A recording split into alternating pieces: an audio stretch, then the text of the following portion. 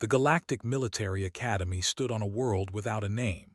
The Coalition had built it on a dead moon orbiting a dying star, far from any planet that might distract the cadets from their training. Here, young officers from 100 different species learned to fight, to lead, and most importantly, to survive. On this particular morning, 300 cadets filled the great amphitheater. They sat in rising rows of seats that curved around a central platform where Instructor stood waiting.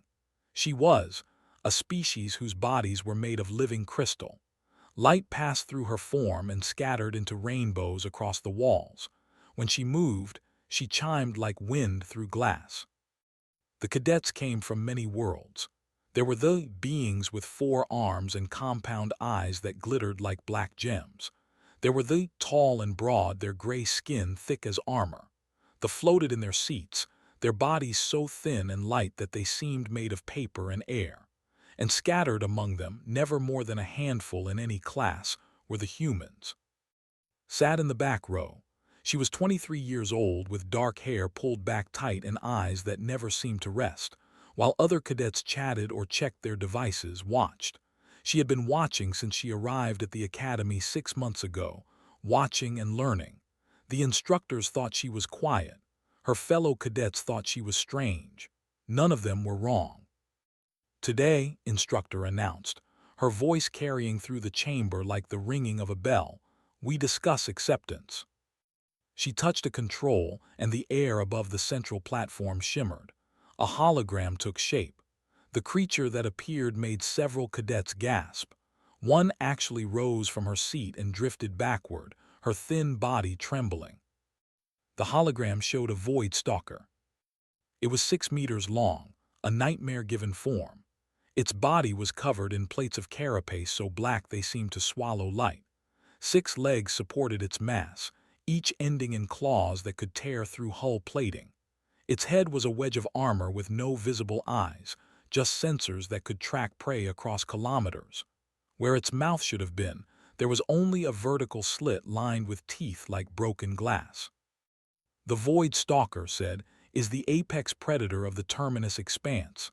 For the past century, the Coalition has tried every weapon in its arsenal against these creatures. Plasma fire, kinetic rounds, focused antimatter bursts, molecular disruptors." She paused, letting the words settle. "Nothing works." She gestured and data scrolled beside the hologram. Test results, weapons trials, casualty reports. The numbers were not kind. "The carapace absorbs energy weapons," she continued. "It disperses kinetic force across its entire surface. Even antimatter rounds detonate before penetrating. We have thrown everything we have at these creatures, and they have not even noticed." A cadet raised his massive hand. "Then how do we fight them?" "You do not," said. Her crystalline form pulsed with soft light as she spoke. "That is today's lesson. Wisdom is not about knowing how to win every fight. Wisdom is knowing which fights cannot be won. When you encounter a void stalker in the field, you have exactly 2 options: retreat or death. There is no third choice." The cadets nodded. It was a hard lesson, but a practical one. The galaxy was full of dangers that could not be overcome with bravery or firepower. Learning to recognize those dangers was part of becoming an officer. In the back row had stopped nodding. She was staring at the data scrolling beside the hologram, her eyes moving rapidly as she read. Something about it bothered her. Something was missing. Every test had used energy weapons. Every test had used projectiles. Every engagement had been at range, Coalition forces firing from as far away as possible and then retreating when their weapons failed. But nobody had tried anything else. Pulled out her personal tablet and began to search. The Academy gave cadets access to vast databases of scientific research. Most cadets used them to study for exams, used them for other purposes. She found what she was looking for within minutes: xenobiology papers on the Void Stalker's home system, ecological surveys of the Terminus Expanse, population studies. The Void Stalker was an apex predator, yes. Its carapace was impenetrable, yes, but no species could exist without limits. If the stalkers were truly unstoppable, they would have overrun their entire system within a few generations. Instead, their population remained stable. Something kept them in check. This simulation, announced, will demonstrate why acceptance is necessary. You will be dropped into a jungle environment with a void stalker hunting you. Your objective is not to kill it. Your objective is to survive long enough to reach the extraction point. Those who try to fight will learn why that is not an option. The cadets began filing toward the simulation chambers.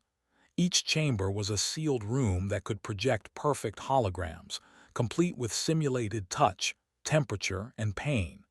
A death in the simulation would not kill you, but it would hurt enough to make you remember. Waited until the others had gone, then approached Instructor. "Instructor," she said, "does the simulation include a full armory?" Turned to look at her. This crystalline face had no expression, but had learned to read the patterns of light within. Right now, that pattern suggested mild curiosity. "It does. The armory contains every weapon the Coalition has used against the Void Stalker. None of them will help you." "And the historical weapons display?" The light pattern shifted. Now it was closer to confusion. "That is also present, yes. Primitive projectile weapons from various species' early histories. They are museum pieces, cadet, curiosities. They would be even less effective than our modern arsenal." Nodded, "Thank you, Instructor." She walked to her simulation chamber, her mind already working through possibilities. The other cadets were preparing to run, to hide, to survive through escape, was preparing for something different. The chamber sealed around her. For a moment, there was only darkness and silence. Then the world bloomed into existence. She stood in a jungle so thick that the canopy blocked out the sky. The air was hot and wet, filled with the sounds of alien insects and distant animals. Somewhere out there, a void stalker was hunting. Did not run toward the extraction point. She did not activate her stealth field. Instead, she turned and walked toward the armory. The building was small, a prefab structure that held racks of weapons. Plasma rifles, kinetic launchers, a shoulder-mounted antimatter projector that looked like it could crack a mountain, walked past all of them. In the back of the armory, behind a glass case marked "Historical Display," she found what she was looking for. It was an old human rifle, chemical propellant, metal projectiles. The kind of weapon her ancestors had used before humanity reached the stars. By modern standards, it was a toy. It could barely scratch light armor. Against a void stalker's carapace, it would be utterly useless. Broke the glass and took the rifle. Then she opened her pack and pulled out a small case. Inside were shells she had made herself in the Academy's fabrication lab. The shell casings were standard, but the contents were not explosives. They were crystallized neurotoxin. She had found it in the xenobiology papers. In the Terminus expanse, there was a plant that produced a compound specifically toxic to void stalker nervous systems. The plant had evolved this defense over millions of years. In concentrated form, the compound could paralyze a stalker within seconds. Nature had already solved the problem. The Coalition had just never thought to look. Loaded the rifle and stepped out into the jungle. S voice crackled through her communicator. "Cadet, what are you doing? The armory contains nothing that will help you. This lesson is about tactical retreat." Did not answer.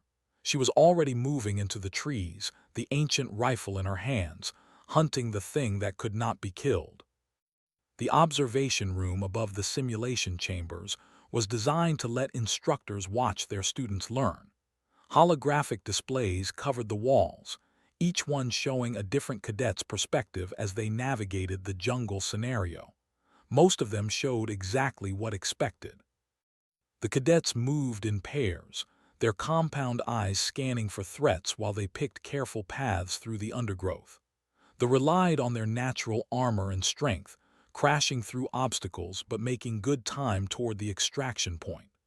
They had activated their stealth fields and were drifting above the canopy, invisible and silent. All of them were running, except one. Stood before display, watching the human move through the jungle with the old rifle in her hands. The instructor had run this simulation with over 300 cadets across 12 different species. Every single one of them had eventually fled or been killed. The lesson always worked. Students learned that some enemies could not be defeated, and they carried that wisdom into their careers. This human was not following the pattern. "What is she doing?" asked Instructor Ash, who taught close combat techniques. He had wandered over from his own observation post, drawn by curiosity. "I am not certain," admitted. Her crystalline form flickered with patterns of uncertainty. She took a weapon from the historical display, a chemical propellant rifle. Ash let out a rumbling laugh. A primitive gun against a void stalker. The carapace would not even notice. "Yes," said slowly, "one would think so." On the display was studying the ground. She moved slowly, carefully, examining broken branches and disturbed leaves.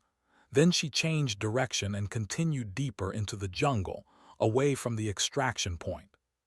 She is tracking it, realized. She is hunting the void stalker. More instructors had gathered now, drawn by the commotion. They watched as the human cadet moved through the simulated jungle with an ease that surprised them. Humans were not known for their tracking abilities. They had evolved on a world with relatively mild environments. They were generalists, not specialists. But moved like she had been born for this. She read the jungle signs like they were written in her own language. The void stalker left traces wherever it went. Thermal residue from its breath, crushed vegetation from its passing, the particular angle of broken branches that showed which direction it had traveled. In the other chambers, cadets were dying. The simulation was designed to be unwinnable. The void stalker was faster than any of them, more patient, better at hunting. One by one, the displays went dark as cadets were caught and killed. Some managed to reach the extraction point, but most did not. Was still walking, still tracking, still hunting. "This is madness," said an instructor, her thin body trembling with agitation. "She will be killed, she must know that." "Perhaps," said, but her crystalline form had shifted to a pattern none of her colleagues recognized, something between alarm and fascination. "Let us see what happens." Found the void stalker at the convergence of 3 game trails. It was exactly where predator logic said it should be. Apex hunters established ambush points at places where prey was most likely to travel. Game trails converged at water sources, at salt deposits, at gaps in difficult terrain. The stalker had chosen its position with millions of years of instinct guiding it. Crouched behind a fallen tree and watched. The creature was magnificent and terrible. 6 meters of armored death coiled in the shadows, perfectly still. Its carapace was so black that it seemed to drink in light, leaving only darkness where it stood. She could see the articulated plates shifting slightly as it breathed, could see the specialized vents along its thorax cycling air. The vents, that was what she had been looking for. The carapace was impenetrable from the outside. Every test the coalition had conducted proved that. But the creature had to breathe. It had to take in air and expel waste gases. Those vents were openings in its armor. Small openings, difficult to hit, but openings nonetheless. And if she could get something through those openings. In the observation room, the instructors had gone silent. Every display was dark now except Force. The other cadets had either escaped or died. Only the human remained, crouching behind a log with an ancient rifle, facing a creature that had killed thousands. "She cannot possibly think," Ash began. Quiet said, "Watch." Raised the rifle. The void stalker was 40 meters away, motionless in the shadows. Its breathing vents were small targets, perhaps 10 centimeters across. A hit would require precision that most modern weapons could not achieve. The rifle's simple iron sights were not designed for this kind of accuracy. But humans had been using these weapons for centuries. Ancestors had hunted with rifles like this, had fought wars with them, had learned to shoot with a skill that bordered on instinct. The technology was primitive, but the hands that held it were not. She breathed out slowly, her finger tightened on the trigger. The rifle kicked against her shoulder. The sound was strange in the jungle, a sharp crack that echoed off the trees. Modern weapons were nearly silent. This sound was something from another age. The crystallized neurotoxin round flew true. It struck the Void Stalker's intake vent and shattered on impact, dispersing into a fine mist. The creature inhaled before it could react, drawing the toxin directly into its respiratory system. For 3 seconds, nothing happened. The Void Stalker turned toward, sensors tracking the sound of the shot. It began to rise from its crouch, 6 legs coiling for a leap that would cross the distance between them in an instant. Then it collapsed. Its legs gave out all at once, as if someone had cut the strings on a puppet. The massive body crashed to the jungle floor, sending leaves and debris flying. The creature twitched once, twice, and then lay still. Its breathing vents cycled weakly, but the rest of it was motionless. In the observation room, no one spoke. Stared at the display, her crystalline form frozen in a pattern that none of the other instructors had ever seen.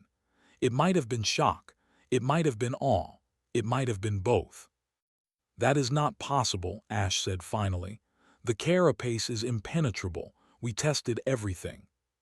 "You tested weapons," said slowly. "You tested ways to break through the armor." She did not try to break through. She found a way around. On the display had approached the fallen Void Stalker.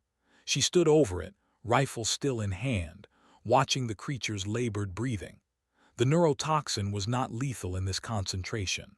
The stalker would recover in a few hours. But for now, the apex predator of the terminus expanse lay helpless at the feet of a human with a primitive gun. The simulation froze. A message appeared on display, indicating that an instructor wished to speak with her. His voice came through, stripped of its usual calm teaching tone. "Cadet, report to my office, immediately." Looked up at where she knew the observation room was. For a moment, she allowed herself a small smile.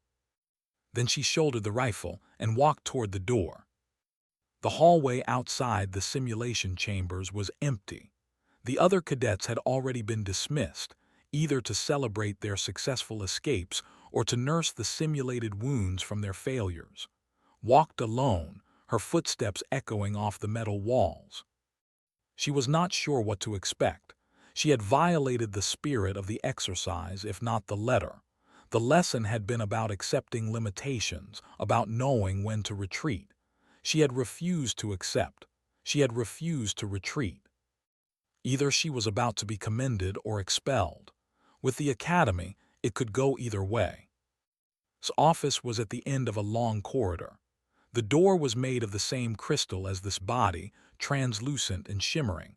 Paused before it, taking a deep breath. The door opened before she could knock. The office beyond was not what she expected. Instead of alone, the room was crowded with figures she recognized only from news feeds. Admiral, the highest-ranking human in the Coalition Joint Command, sat in a chair that looked too small for his presence. Director Superior from the War College stood beside the window, her crystalline form catching the light of distant stars.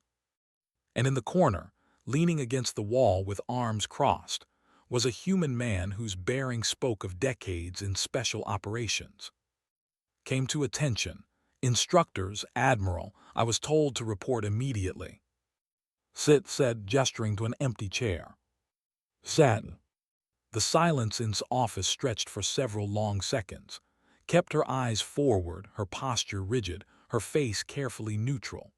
She had learned early that when you did not know what was happening, it was best to wait and watch. Admiral was the first to speak. He was in his 60s, with gray hair cropped short and a face that looked like it had been carved from stone. His uniform bore more decorations than could identify, medals from campaigns she had only read about in history classes. 3 years ago, he said, we lost the colony on Nexus 7 to a void stalker incursion. 400,000 people, men, women, children. We threw everything we had at those creatures, strike teams, heavy weapons, orbital bombardment. He paused, his jaw tight. Nothing worked. Said nothing. She remembered Nexus 7. Everyone remembered Nexus 7. It had been the worst disaster in Coalition history, a thriving colony reduced to empty buildings and bones. Since then, the Admiral continued, we have been searching for a solution. We have spent billions on weapons research. We have tested every technology in our arsenal and several that were still experimental. We have lost hundreds of soldiers in field tests against captured stalkers. He leaned forward, his eyes fixed on. And today, a cadet with a primitive rifle and some modified ammunition accomplished what our entire military establishment could not. How did you know? Asked the man in the corner. His voice was quiet, rough, like gravel scraping against stone. Took a moment to organize her thoughts before answering. The research was all there, sir. The xenobiology papers, the ecological surveys, the population studies from the Terminus Expanse. She paused. Everyone was so focused on the carapace. They kept asking how to break through it. Nobody asked why an apex predator with impenetrable armor had not overrun its entire system. Go on, said. Her crystalline form was pulsing with patterns had never seen before. Every species has limits, continued. Predators at the top of their food chain still have something that keeps their population in check. Disease, parasites, competing predators, or in this case, a plant that evolved a neurotoxin specifically designed to incapacitate them. She shrugged. The void stalkers have been dealing with that compound for millions of years. Their ecosystem keeps them balanced. I just concentrated it and found a way to deliver it past the armor. The War College director made a sound like wind through crystal caves. The information was in our databases, publicly available, and in a century of research, none of our scientists thought to look. They were asking the wrong questions, said simply. They wanted to know how to destroy the stalkers. I wanted to know how the stalkers' home world managed to survive them. The man pushed himself off the wall and walked closer. Now that he was in the light, could see the marks of his service more clearly. A burn scar that covered half his face. A prosthetic eye that glowed faintly blue. Hands that had seen more combat than most soldiers experienced in a lifetime. You did not try to overpower the threat, he said slowly. You studied it, found its context, exploited its ecology. A ghost of a smile crossed his features. That is not how we teach warfare. That is how humans survive warfare. Admiral nodded. Our doctrine has always been based on superior firepower. Find the enemy, hit them with overwhelming force, repeat until victory. It works against most threats. Against the void stalkers, it was worthless. Because they were not an enemy to be overpowered, said. They were a problem to be solved. Different approach, different solution. His crystalline form chimed softly. For decades, I have taught cadets that wisdom means knowing when you cannot win, that some battles are unwinnable and the smart officer retreats to fight another day. She paused, her light patterns shifting. You have taught me something today, cadet. Waited. Humans define cannot differently than the rest of us, said. When a says something cannot be done, we mean it is impossible. When a human says something cannot be done, you mean you have not finished thinking about it yet. The Admiral stood up. Cadet, how would you like to skip the rest of your academy training? Blinked, sir. We are putting together a special operations team, the man said. Rapid response unit for void stalker incursions. We need people who can think outside the standard doctrine, people who ask different questions. He tilted his head. People like you. The job will be dangerous, Admiral added. The stalkers are not going to disappear just because we found a way to stop them. There will be missions into hostile territory, close encounters with creatures that can kill you in seconds. Not everyone on the team will come back from every operation. Considered the offer for a long moment. She had come to the academy to become an officer, to serve the coalition, to make a difference. This was that opportunity, faster and more directly than she had ever imagined. "I have one condition," she said finally. The admiral raised an eyebrow. "Name it." "We do not try to exterminate the Void Stalkers." Silence fell over the room. The man's prosthetic eye flickered. The director's light patterns went completely still. "Explain," Admiral said carefully. "The neurotoxin works," said. "We could manufacture it in large quantities. We could carpet bomb every stalker territory in the expanse. We could wipe them out entirely within a decade." She shook her head. "But that would be a mistake." "They killed 400,000 people," the Admiral said. His voice was flat, controlled, but there was steel beneath it. "I know," said, "but the Void Stalkers are not evil. They are animals. Apex predators following their instincts. We moved into their territory and they responded the way apex predators always respond." She met the Admiral's eyes. "If we exterminate them, we destroy an entire species because we were not smart enough to coexist. We prove that the only solution humanity knows is genocide." "What would you suggest instead?" asked. "Boundaries," said. "We use the neurotoxin to establish safe corridors through stalker territory. We create deterrent zones around our colonies. We teach the stalkers that certain areas are off limits, the same way their native ecosystem taught them to avoid the plants that produce the toxin." She paused. "We learn to share the dark." The Admiral and the man exchanged looks.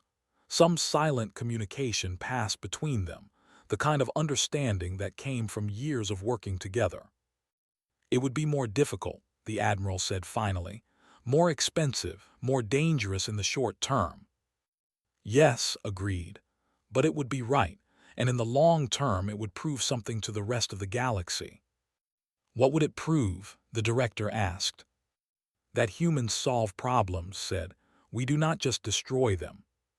3 months later, led the first successful Void Stalker neutralization operation in Coalition history. The mission took place on the outer reaches of the Terminus Expanse, where a pack of stalkers had been threatening a mining installation. His team moved through the darkness with neurotoxin rounds and careful planning, establishing a perimeter that the creatures learned to avoid. No stalkers were killed. No humans were lost. The miners returned to work within a week. Over the following years, the program expanded. Safe corridors were established through the expanse, protected by automated dispersal systems that released the neurotoxin whenever stalkers approached. Colonies were surrounded by deterrent zones that the creatures learned to recognize and avoid. The Void Stalkers did not disappear. They continued to hunt in their territories, apex predators doing what apex predators did. But they no longer hunted humans.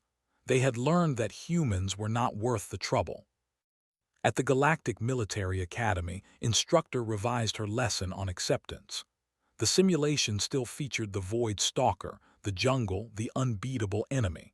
But now, hidden in the armory, there was a small case of modified ammunition. Cadets were not told about it. Most of them still ran, still learned the wisdom of retreat.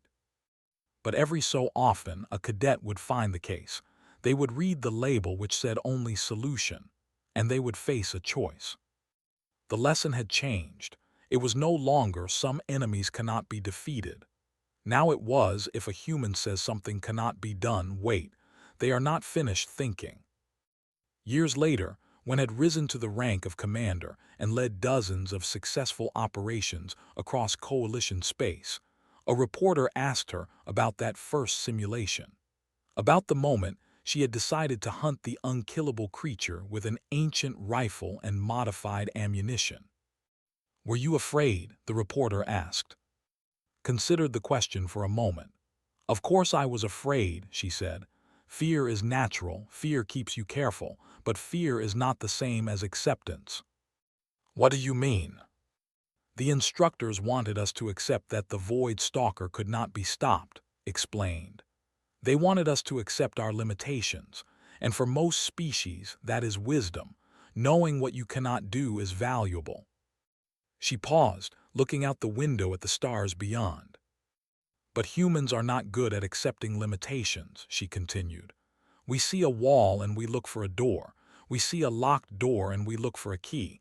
We see a key that does not exist and we make one. She smiled slightly. It is not always wise, it is not always safe, but it is who we are. And the Void Stalkers, the reporter pressed. Why did you insist on not exterminating them after everything they did? His expression grew thoughtful. Everything has a place, she said finally. Even nightmares. The Void Stalkers are not evil. They are part of their ecosystem, doing what evolution designed them to do. We do not have the right to erase an entire species because they were inconvenient. So you just let them live, after Nexus 7. We learned to share the dark, said. We found a way to coexist. It was harder than extermination. It required more thought, more effort, more patience. But it was the right thing to do. She turned back to face the reporter. That is what humans do best. We find the right thing to do even when it is hard, especially when it is hard. The interview ended and returned to her work. There were always more problems to solve, more challenges to face, more nightmares to learn to live alongside. The galaxy was vast and full of dangers that seemed impossible to overcome. But had learned something in that simulation chamber all those years ago. She had learned that impossible was just another word for not yet. And humans were very good at not yet. The end.